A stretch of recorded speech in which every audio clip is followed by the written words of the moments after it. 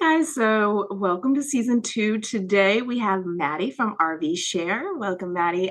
For those of you guys that don't know what RVShare is, it's the largest online community for RV renters and owners. So thank you for joining us, Maddi. Hi guys, thanks. Happy to be here. So can you tell us a little bit more what your role is at RVShare and its mission? Sure. So I work for RVShare full time as a marketing executive. I'm the director of brand marketing, and together with my team at RVShare, the mission is to get more people outdoors and in RVs and make booking an RV rental as easy as a hotel. So we list RVs from owners. So if you own an RV, you could list it on our site for others to rent and experience the magic of an RV trip. I also am a travel expert and have been in the industry for over a decade. I've taken more than 20 RV rental trips, traveled to almost all 50 states. I'm getting close. Nice. And I've been to about 25 countries. So I love to talk travel, and I think I came to the right place. Yeah, Absolutely. That's awesome. 25 countries. That's Yeah. And that's also my goal is to hit every All state. 50 That's one of my biggest goals is to at least stay. And when I say go, I want to stay there, not just pass through Yes. and I was explore. super close before the pandemic, and I wanted to do it before my 30th birthday. And then the pandemic hit, and that put me behind, and I missed my goal. And so now I haven't been as motivated to get to every single state, but I'll get there eventually. I only have like 3 or 4 left. So That's so what amazing. 3 or 4 have you not hit yet? I'm just curious. South and North Dakota, which I do have a bucket list RV trip. I would love to go to the Badlands there Oh, via RV. okay. Alaska, and there is one more. It's around the Dakotas, one of the Okay. in that area. Trying to Yeah. think. But yeah. They're a little more remote. mhm. So Got you. That's awesome. Have you heard before? I know we're getting a little off topic, but have you heard of the 50 State Club? yes, I have. Yeah, I've been following them, and that's my goal is to get that approval from them and that certificate. Oh, nice. Well, good luck, ladies. I'm not interested in doing all 50 states. Yeah. Just the you guys got it. You guys All got right, it. that's awesome. I'll cheer you on from There over is here. a huge variety of RV types out there. How can travelers choose the best one for their specific needs? Yeah, so on our VShare, you can, browse a bunch of different types of makes and models, which makes our website unique. So if you've ever looked into renting an RV before, usually, you could look at a local like dealer or a fleet, which is something like a Cruise America. And if you've kept your eyes peeled on the highway, you will see those Cruise America RVs wrapped with their branding. Those fleets are ones that rent just one specific type. So they have a like classy RV, kind of the quintessential RV that you picture when you think of RV travel. With RV Share, you can head to our website and browse 3,000 different types of makes and models. So you can really get a full experience, find the right RV for your party based on sleeping arrangements and what type of trip you're taking and what would work best for the mode of travel. So we have a bunch of different options ranging from, those teardrop trailers that you could pull behind a sedan to a huge Class A tour like bus rock star type of RVs. Nice. Most popular are, that classy drivable. It's perfect for a family, usually sleeps 4 to 5 people, and you could do a multi-stop road trip. The other most popular one is actually a travel trailer. And you're thinking, I don't have the means to pull a travel trailer, nor do I maybe want to because it sounds complicated. Yeah. You can actually get the RV delivered I to your love that. destination, and it's become extremely popular with our customers. It takes the pressure off. You just show up to the campground that you choose. The RV is delivered by the local owner and set up for you. So they plug in the electricity, the sewage, and turn on the air conditioning, and all you do is show up and have a great You just weekend show up camping. and vacation. Perfect. That sounds like my That's type of trip. awesome. Yeah.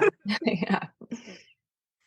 So would you say I know that RVing was kind of like when the pandemic hit, it kind of blew up, right? Because we're all on lockdown. And so that was kind of a means of, yeah, we can still vacation, we can still get out there. So Do you think that was really when it became supercharged? And then how has it evolved post-pandemic? Like, where are you guys at now? Is it still emerging in its space?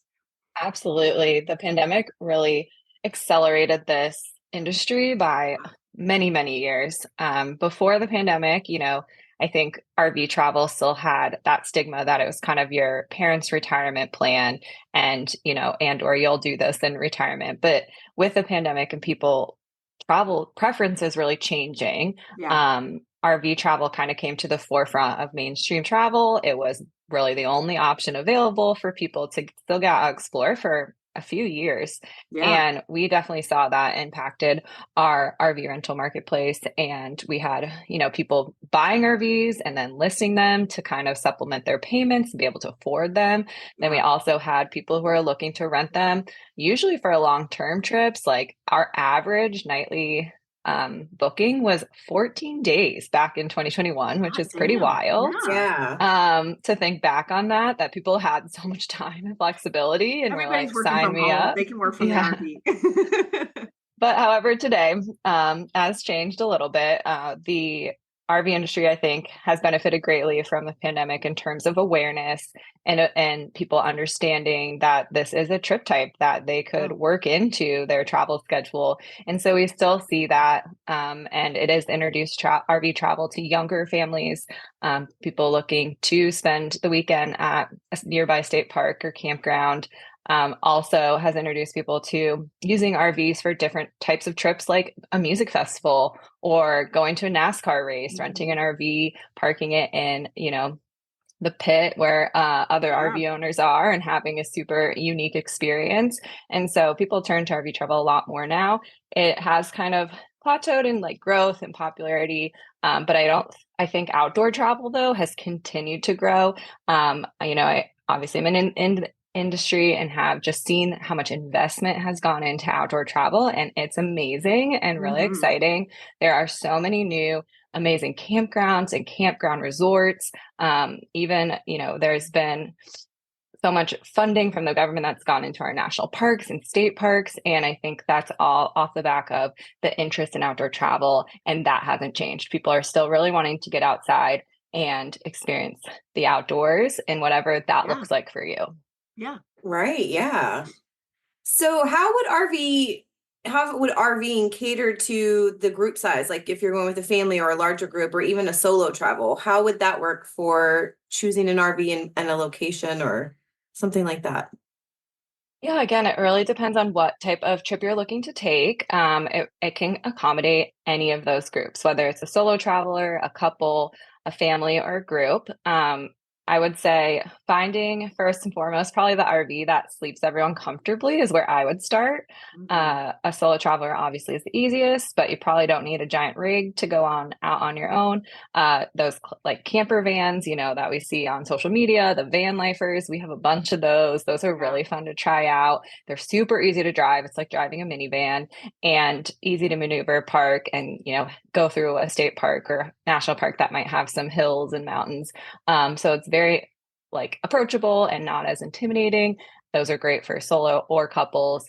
And then if you have a family, like I said, the Class C RV or a travel trailer is great. If you're traveling with a group, I would be hesitant to pack in like a ton of people into an RV. RVs are great because they can break down all the different seating arrangements into beds. So you could make your tabletop into a bed and a couch is pull out and there's bunk beds and there could be a room with a queen or king bed in it. So you can do that, which could make things more affordable. But my preference would be to have like multiple RV rentals, whether that is delivered to a campground or, you and your family are trying to take a trip and maybe invite a friend and their family and they rent too. And everybody just heads to the same place. So it just allows group travel. And it's definitely an interesting way to, be together for a longer period of time. if you get that many people together. So Maddi, I don't know if you know, but I'm very much into pet friendly travel. I have my little Riley. He comes with us everywhere, goes with us. So I love the fact that our RVing is pretty pet friendly forward, right? Like there's some maybe that you can't, but the RVing is very pet friendly from what I've researched. Yes, it is extremely pet friendly and can be a fantastic experience for pet owners. Yeah. Majority of RVs on RVshare are pet friendly, and we have a filter on our site to kind of narrow down those Nice. options. Yeah. A lot of times, the listing will kind of describe if they have a pet fee, they could or might not, could be as cheap as like $70 for the whole trip. So check that out. Make sure you understand kind of what there's any fees associated. Right. And then also the great thing about RVing and camping with your dog is it's such a dog friendly way to travel because Yeah. you're outside, obviously. And there are so many great campgrounds that actually cater to pet travel. A lot of campgrounds are naturally just pet friendly, but then also there's some that I found, and it's so funny because I did the research. There's a few in North Carolina where you guys are based. There's one that's called like Four Paws Kingdom that is totally decked out for pets. They have like a pet washing station, they have a pool for the pets, they have like located on a river, and everything about this campground is for your dog's vacation. Nice. So I thought that was really fun. Awesome. And we also we also had RVshare did a campground awards where we hand out awards to some of the best campgrounds within the nation. And our most pet friendly RV park, it was also in North Carolina, the one that won, and that's called Riverwalk RV. And so they also cater to your pets. So I thought that was great. And you guys will definitely have to check that out for me and let me know if like you think they're great locations for pet travel. But yeah, RVs are awesome for traveling with your dog. And that's awesome because like my daughter wants to go everywhere with her dog and she likes to travel, but finding a Airbnb or a hotel or resort that will have it isn't as it's not, there's not that many and it's a lot harder, but taking the fact that you guys can deliver the RV might be the way for her to go because then she can just still show up and enjoy a stress-free vacation with all the personal amenities of having your own space with your pups. So I'm definitely going to pass that along to her. How does RV travel compare in cost to traditional vacation options like hotels and flights and things like that? Are they comparable? So of course, it depends what type of RV you're renting. They really greatly range on our site. If or have a one that's a teardrop, that's which is a little guy that sleeps like two people and maybe a kitchen off the back, so it's pretty small. That one's like $50 a night. But then, of course, if you're staying like a rock star in a class A, which are the more like tour bus size, if you can picture that, those can range in the 300s to 400s even, because they can really get luxurious and decked out. And but on average, a class C or travel trailer that I said are most popular are about $150 to $200 a night. You could have added fees based on like delivery. There could be a small fee to get it delivered. We talked about a pet friendly fee. And then also the RVs, which will be specified on the listings, might have like mileage included or have an overage fee depending on the miles. So I like to plot out if I'm doing a road trip, just how far and how many miles we'll be traveling, and then how many days, and calculate if there's going to be any cost at the end of my trip based off that mileage overage fees. A lot of times, if you're just traveling in a few hours, like radius, then you won't have to worry about those fees, but something to consider.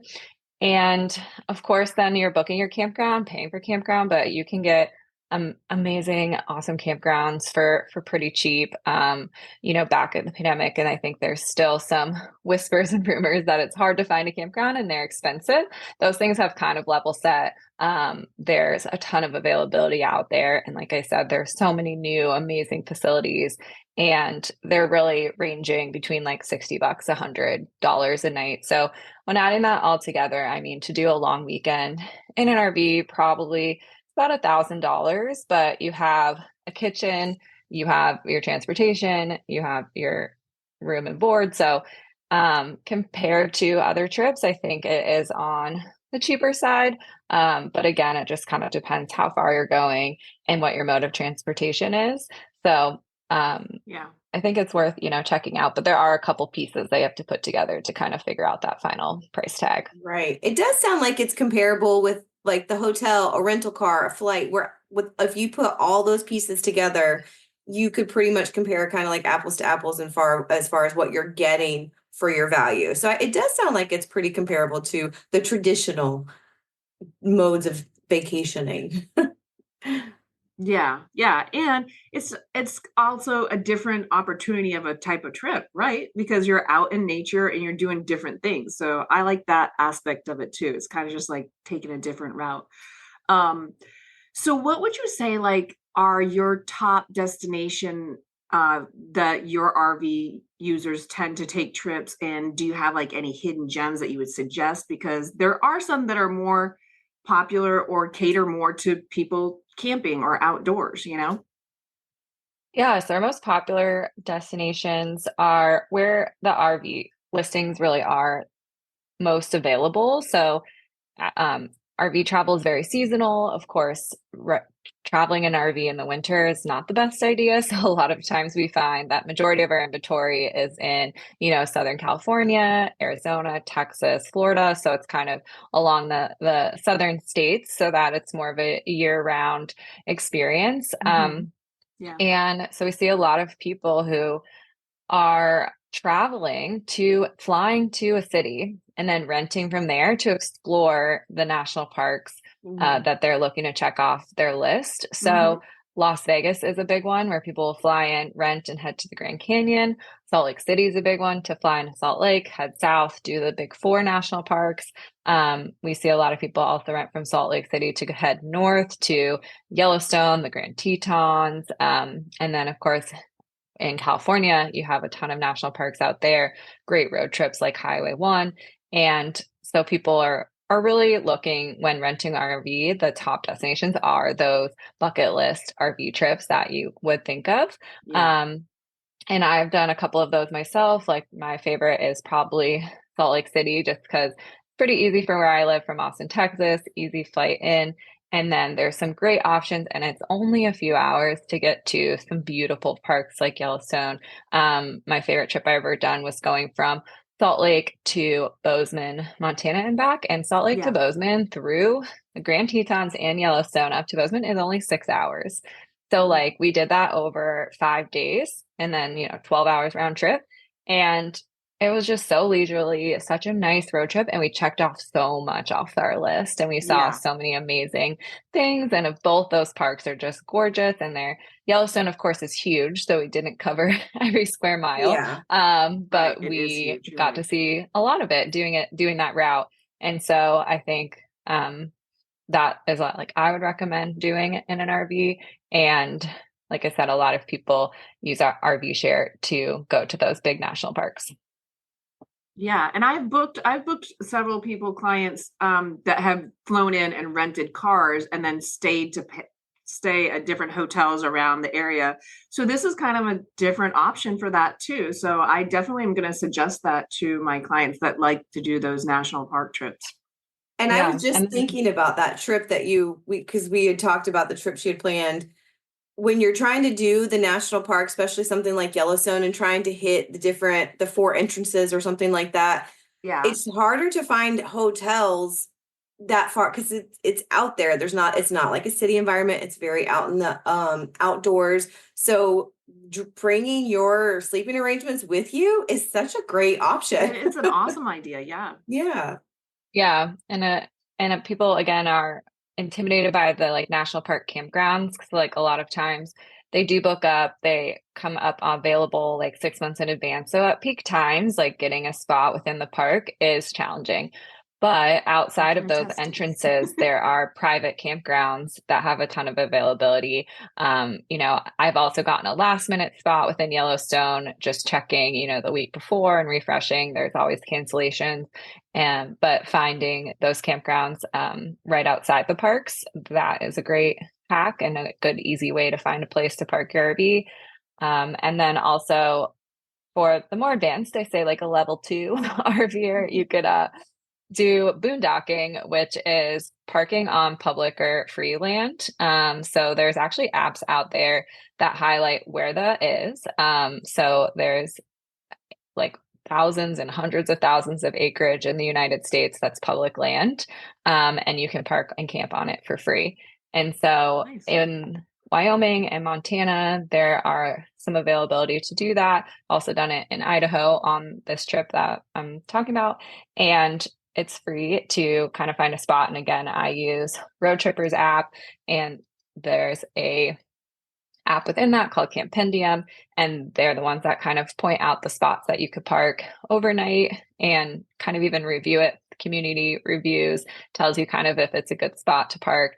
And I really enjoy it because you're really away from the crowds. It feels like kind of dispersed camping, like, but you still have the comforts of an RV and your bed, and you can kind of like self-sustaining live off the RV because that's what they're meant to do. You know, the solar will keep it powered, or a battery will keep it powered. And then you have your tanks, your water tanks, to still wash a dish, wash your hands, brush your teeth, things like that. Right. Yeah. Well, now that you mentioned some apps, let's talk about the technology that's in the RV travel experience, like the navigation, the amenities, and for convenience and stuff, because we're all so used to using some form of GPS. And my parents have an RV, and then a friend of mine had an RV, and they had an experience where they were following their regular GPS on their phone, the regular app that everybody uses, and it took them through a bridge that was not correct for an RV, and they got stuck by the AC units on top. And so then they invested into a specific GPS for the RV that kind of routed you. You could put in your size. Like, it was very interesting, the type of technology that makes it convenient and easy to drive and navigate an RV. So what can you tell us a little bit about that? Oh, that's such a bummer that they had that experience. I've heard of that happening, but I haven't personally experienced it. I think having a GPS that's specific to the height of your RV is super interesting. I think too, you could kind of come across maybe some like mountain passes and stuff like that that wouldn't be as RV friendly. So that would be great to kind of have that on your radar as you travel. Some apps and things that I really like, again, the Road Tripper app has really consolidated a bunch of these camping apps that have popped up in the last few years that are really useful. They're like pretty community driven. So it's finding camping spots or dump stations for those that need to like dump the tanks along the way, which we can get into, but it's like not as intimidating as it sounds, but that is a great resource. Also just tips and tricks for certain, road trips, recommendations. So Road Tripper app is really great. I also have recently discovered Adventure Genie. It's a road tripping app as well. It uses a lot of AI technology to kind of help plan out your RV road trip. Again, talking about places to stop, campgrounds, the cheapest gas, and it kind of just like is a little bit forward thinking. So it kind of knows, like if you're driving up from Texas north, you'll probably need to hit the gas station by the time you get to the border. So here's a cheap place to stop. So it just kind of plots along for you, which is really cool and kind of a newer app to the space. I also have a ton of campground apps that I rely on. There's so many cool ones out there. Harvest Host is a really cool one that allows you to camp on properties privately owned. So whether that's a winery or an apple orchard or at a brewery. So Cheryl and I go, like, I know both of us perked up when you said we could camp at a winery. And they provide just a really cool experience, I think. So I was on my list to do something like that in the fall, like park at an apple orchard or something and have that experience. And then Hip Camp is a really cool one as well. Hip Camp is, again, privately owned properties that list out their farms or their land so that you can camp on those, and it's extremely cheap. So it's something like, maybe you're paying like $10 to camp. So it's a good like budget travel hack for RVers. Wow. That's so we'll awesome. have to put all those apps in and get links to that. You're a fountain of knowledge, Maddi. Right. Yes. So one of the other groups of travelers that I like to work with are those that have accessible needs. So how accessible would RV traveling be? So there are some accessible RVs on the market. I know Winnebago makes one, and a lot of them have, the wheelchair lifts and things like that. I have seen them on RVshare site before, but they're kind of few and far between, because our listings turn over and they're not always up there and easy to find, I would say. Mhm. So, I think RV travel can be a bit tricky, but what we do have that's a new offering on our site is park models. And what park models are, they're actually can sit in an RV because they have a VIN number, and their campgrounds bring them onto their sites to set them up kind of as little tiny cabins. So, they're trailered in, but then they kind of permanently fix them on their campgrounds. And they're really cute. They have a bathroom and a bed and a little kitchen, and you're right on the RV park. And I stayed in one at the KOA in San Diego, and it was a wheelchair accessible park model and had a ramp and easy entrance and a large bathroom, easy bed access. And so those are awesome ways for this community to still get the camping experience. And so we're starting to list those for rent on our site, and I'd really recommend checking those out. And a majority of campgrounds these days have park models available on site. That's awesome. That That is is really awesome. awesome. What a cool concept. I like the forward thinking there. That's awesome. Hmm. So the other thing I was going to ask you, so you've been on some of these trips, you have driven these RVs, you said you went up and through Grand Tetons, and that sounded like amazing trip, by the way. Hmm. But do you have, if you could plan like the ultimate RV adventure, what would you say like is your bucket list place that you have not traveled to in an RV yet? So next on my list is definitely to do an international trip. I would love to RV in another country. RVshare today is only available in the US, but RVing does expand outside of the US. I was just speaking to somebody at a travel conference this week, actually, that said they were in France and Normandy specifically over the summer and couldn't believe how many RVs they saw in France and how there are so many amenities for RVers and like certain parking lots for RV travelers and stuff. And that kind of blew me Nice. away. So I have always wanted to RV in Iceland and New Zealand. Nice. So that would be something that I would love to do in the near future. My bucket list US trip was to RV in Hawaii just because kind of blows your mind when you think about it. How did they get RVs to Hawaii? But there are camper vans out there, mostly built for two people. And my husband and I have RV'd in Hawaii about a year ago, and it was a fantastic trip and a really fun experience. Nice. I'm jealous. I still have not made it to Hawaii. That's amazing. That's I amazing. can't imagine RVing and being able to just kind of park right there near the beach because it's beautiful and waking up to that sunset or sunrise, rather waking up. You're going to wake up to the sunrise. But I Yeah. bet that was absolutely amazing being right there in it, plugged into the environment versus the city part. Yeah, we definitely got to explore the island. There are a handful of campgrounds, and then the national park, obviously, there on Maui has camping. And so we were inside the park where you going to the summit to watch the sunrise is a really popular tourist attraction. And people get up at, 4 a.m. to load into a van, to leave their resort, to drive up and up and up and up to get to the summit. And we were already like halfway there. So we got to sleep a little later, and we're kind of the first ones up to the summit to get that viewpoint to see the sunrise. So that was a good perk.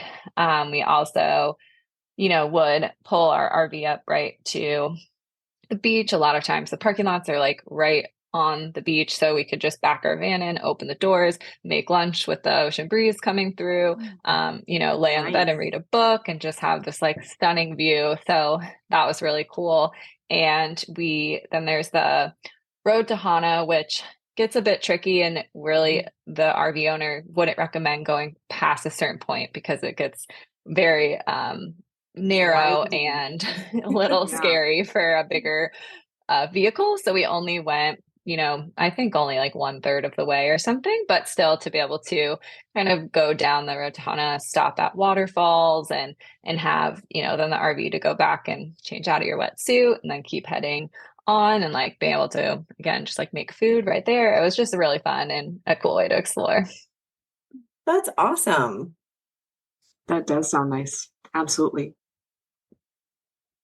So what exciting developments or upcoming features can we expect from RVShare in the future?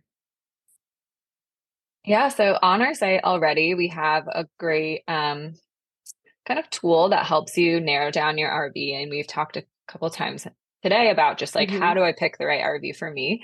So it's called RV Finder. And when you go to our homepage, just right there on the search kind of portal, you can click on RV Finder, and it helps you narrow down exactly the right type of RV for your destination, your trip type, how many people you want it to sleep. And it's a little bit more like interactive than just searching the site yourself. So I'd recommend checking that out, seeing if it kind of serves you up any RVs that would be of interest. So that's a really cool feature. We are really encouraging people to just try to travel in an RV in a different capacity. So whether that's doing an RV to a football game or a NASCAR race, or using an RV, I have friends that have used it for parking it in front of their house for extra space during the holidays. So if you need another bedroom, like we call it mooch docking. So it's not boondocking, which is the word for camping on dispersed land, like I had talked about with the public land out there, but then we can mooch dock, where you kind of have an RV in your driveway, and it adds extra space for visitors or relatives to stay in. And a lot of people do that around the holidays. So that's a great feature. And again, you could get that delivered from a local owner, and then everybody could kind of still be in the same vicinity. That's awesome. That's a great idea too. And that's an awesome tip for the upcoming holiday season. For those family members that are just going to pop in, you can stick them out, or I would go out in the RV and let them have the house so we have our own space. Like, it's just a great idea. I'm thinking about that. Yeah. So that's Absolutely. amazing. So Maddi, what final message would you share with our listeners who are considering RV vacations? Yeah, I think that my, final words would just be, I think there's a different accommodation for every type of trip. So if you're going to New York City, you're going to stay in a hotel. If you're going to head to the beach, you'll probably rent a vacation rental, a nice beach house. But if you're going to go to a national park or spend some time outdoors, you should do that in an RV. It is such a fantastic experience. We have 94% 5-star reviews on our site, because I think people are just blown away about how easy it actually is, the experience they get from renting an RV, and how you get to try it out without having to pay for an RV, and the maintenance and the fees that come along with owning. Families love it. Kids think it's the coolest thing ever. I've heard so many stories over and over again that families say, this was the best vacation we've ever taken. My kids absolutely loved RV travel. So I would just say, give it a try. It's really, really fun. And yeah, I think you'll enjoy it. Yeah, that's awesome. And I do recall, so for those of us that are like, maybe not so, like Cheryl's a Girl Scout leader, and maybe I'm like more of your glamping type, but there are kind of like situations and places for everybody, because I believe we discussed there's some place maybe in Florida that's almost like an all-inclusive. Like you pull up, they've got the little tiki huts, they've got the pools, they've got all the cool stuff to do. So that sounds like kind of my jam. Right. There are so many different types of destinations, and such a good point, because I think, again, when you think of RV travel, you're thinking of a campground that's still, outdoor focused, and maybe your daily activities would be hiking and having, a bonfire with s'mores, which is quintessential and an amazing experience, but there are so many other ways to RV now. And there are these RV park resorts that are incredible. One I really like and have visited and love the team there is the Camp Margaritaville in Auburndale, Florida. So it is amazing. They have a few locations now. I think there's also one in Pigeon Forge that had just opened. Should probably check them out to see where they have other locations. But basically it's the Margaritaville brand that's come in to make a campground resort. So it still has the cement pads for you to pull your RV up into, but each cement pad has a tiki hut with like an outdoor kitchen and a fridge and a bar, then amazing resort pool that's like, the Margaritaville way, and like a swim up bar and like a restaurant on site and a lake with a wake park like that you can do wakeboarding, which is amazing for kids. So just so many different amenities. I've also gone and camped at a place here in the Hill Country in Texas, which is like west of Austin. That's called Camp Fimfo. They also have a few locations. And it is, again, just more of a resort. There's an amazing water park for the kids. There is this like wooden coaster through the hills. And they have different theme nights and live music. And like, it's just such a fun, family-friendly way to camp. Mm-hmm. And my other tip would also be like, you don't have to go that far to have these experiences. Look in your local area. Even doing a quick trip to the local state park, camping there is going to be really fun. You don't have to travel that far to try out RVing. Yeah, absolutely. You can have an adventure in your city. And if I would say the takeaway would be there is something for just about something for everyone in the RV vacation style. You can find something that fits your vacation type. And I think that's amazing. Yeah. Yes, I agree. Mm-hmm. Well, thank you so much for joining us today, Maddi. We appreciate it. And we're very excited about what's coming up for RVShare. And we are going to make sure all of your information and where our listeners can go to start checking out renting and vacationing RV style. Well, thanks for having me on, ladies. Appreciate it. Awesome. All right. Thanks for joining us, guys. Have a great day. Bye, guys.